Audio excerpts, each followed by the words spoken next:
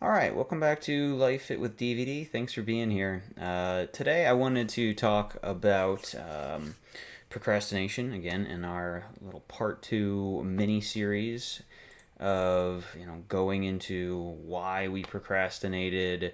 What is really the root cause of it, and what it looks like, how it's not just laziness, and then ultimately why we were forced to procrastinate, and how just the conventional advice doesn't really help. So, in this video, I'm going to talk more about the different types of procrastination and, the more surface level of why and, what that looks like. So, five different types of procrastinators. Actually, there's probably more than that. I'll add in maybe a few more. So, which one are you, right? The healing plan. So, this is not a one size fits all. There's different types of procrastination that we all participate in. But in our last video, we uncovered those deep roots of procrastination, and I wanted to get into what this can now look like, right? So the first, so why do we procrastinate on the surface level, right? So, sometimes it's just doing it last is the easiest thing to do. Typically the least favorable tasks are the last ones that are done. It's just a natural thing to want to do.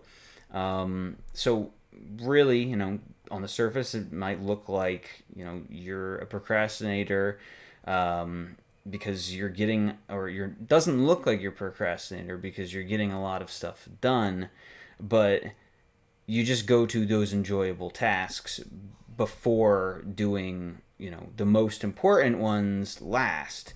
And this is a really subtle way to disguise your procrastination and convince yourself that you're not procrastinating. Two, right, it can also look like just escaping, right? Instead of doing the tasks that need to be done that are very important, right, you escape to another task. And that gives you kind of an instant gratification that makes you feel productive, but might also be kind of, mindless and, more on the entertainment side of things as opposed to actually being important to you. And then, the third real reason that we really procrastinate is we obsess about it, right? We overanalyze, we plan it to death, and we can then dream about it and then beat ourselves up because we haven't done it, but we just never really you know get started. We just never really begin, and that to me is the worst kind because it's just failed dreams over and over again, that we just never start. But so what are the different types of procrastinators that we have here, right? So one is the perfectionist. The root fear here is failure ultimately, and being exposed is everybody's most common fear, which is not being good enough. So this can look like endless researching, right? This is that delaying forever, the endless researching, the editing, never starting or finishing because it just can't be what you dream it to be in your head. And the insight here is, right, done is better than perfect. I can't even tell you how much I have procrastinated this video. And I'm doing it unconsciously, and I keep pushing myself through, but I keep thinking about how I've structured the video and whether it's how I really want to structure it. And if there's like a better way that I could, structure it. And there are, but, at the same time, I just need to get these videos done. And, ultimately, done is better than perfect. So the perfectionism thing, I know a lot of people struggle with. But this is about momentum, getting that momentum going, and to heal from this fear of failure or being exposed is not good enough, right? You just have to start. You just have to do something, right? Sometimes the intention is and the effort is more important than the result and whether it really kind of stood up to your high standards in your mind. So 2 is the rebel, and the root fear here is the loss of autonomy, being controlled. What does that look like? Right, it's an immediate aversion to any external deadline or demand, even self-imposed ones. You can't tell me what to do, sort of thing. And then this is like you expected yourself to get something done at a certain time, and then oh, you didn't get it done that day, and oh, you're stressed now because you didn't get it done when you told yourself you were going to do it, right? And then that emotional kind of turmoil because of your self-imposed deadlines, right? So the healing insight here is I'm choosing this for myself, right? It's not about failing yourself or doing it for somebody else, but doing it because this is what you want to do and letting go of the result. Not doing it because somebody else wanted you to do it or you wanted yourself to do it, but like you actually inherently want to do it without the pressure of the results once again. So 3, the overwhelmed, right? Root fear here is failure, incompetence, and what this looks like is being paralyzed by the size or the number of tasks. You don't know where to start, so you don't start anything. Or, as mentioned before, you start the things that feel a little bit easier to do. So the insight here, right, is the small step is a victory, right? All of these kind of blend together and how you look at them, but usually there is one that is more characterized than the other in yourself. So 4 is the pleaser. So this root fear here is judgment and rejection. What this can look like is being so busy helping everyone else with their priorities that you never have the time for your own. A lot of people do this. They disguise helping others as, more important than their own needs, and then they ignore their own needs, and then are even more overwhelmed, more stressed, because right they've prioritized others and have been afraid of failing others. So what you have to tell yourself here, the healing insight, is that your dreams are important too. That the things that you want to accomplish need to be. I mean, it doesn't even have to be things that you need to do, right? But things that you want to do that will help you, and then you inherently want to do, but you feel that pressure to keep doing the things for other people, or doing or being too perfectionistic about it, or wanting to rebel against other people and going that opposite direction.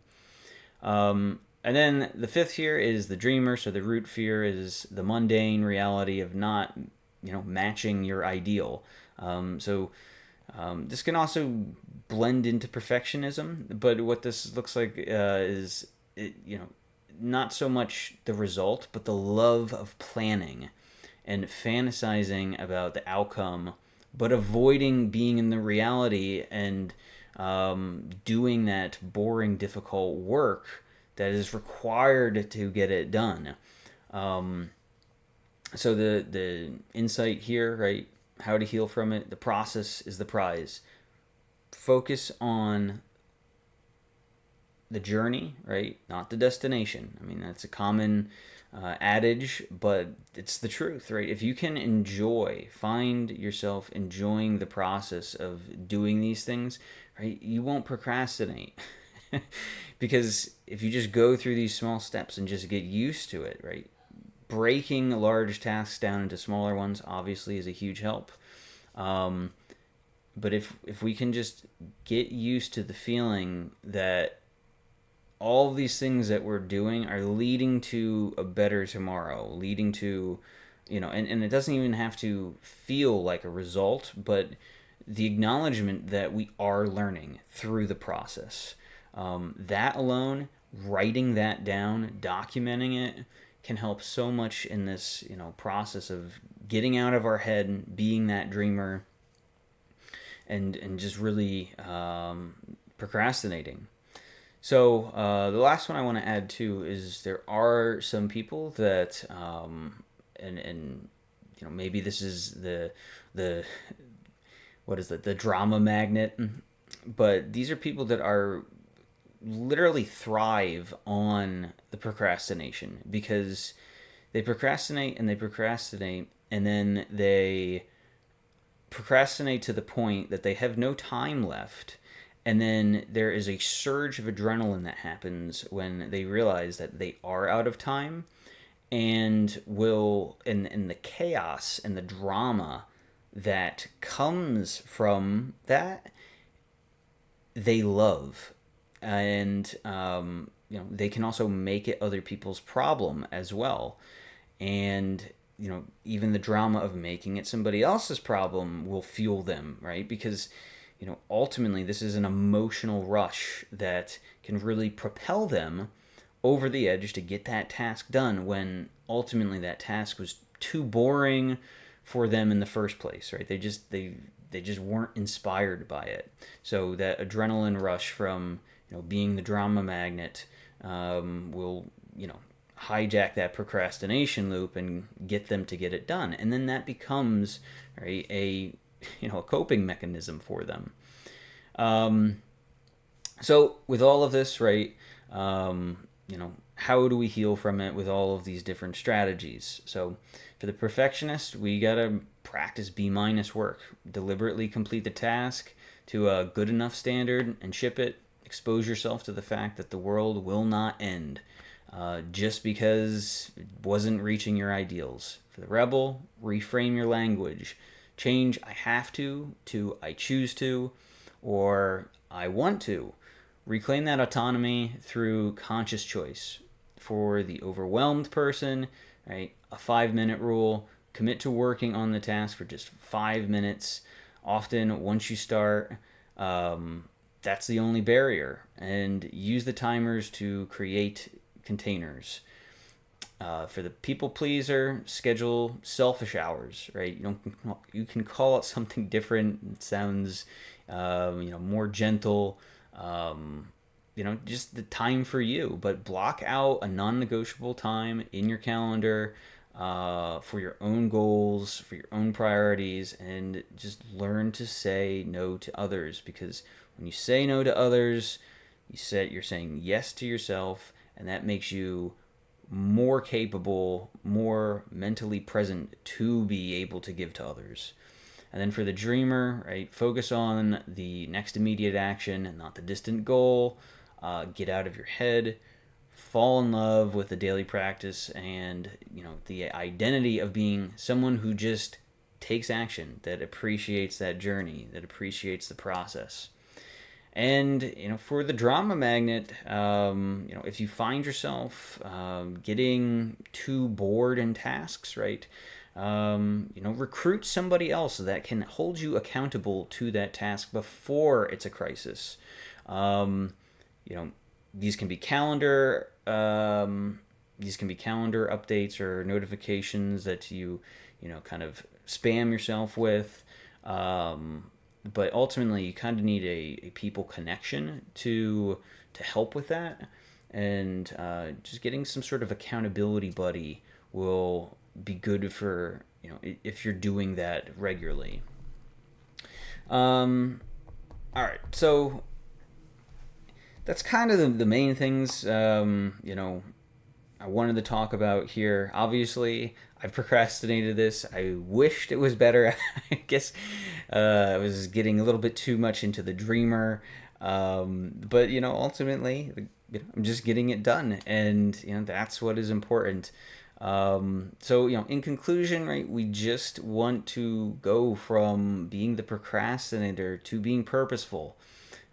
Healing procrastination, right? It starts obviously with getting down to those root causes, but then moving beyond the root cause and getting into action, right?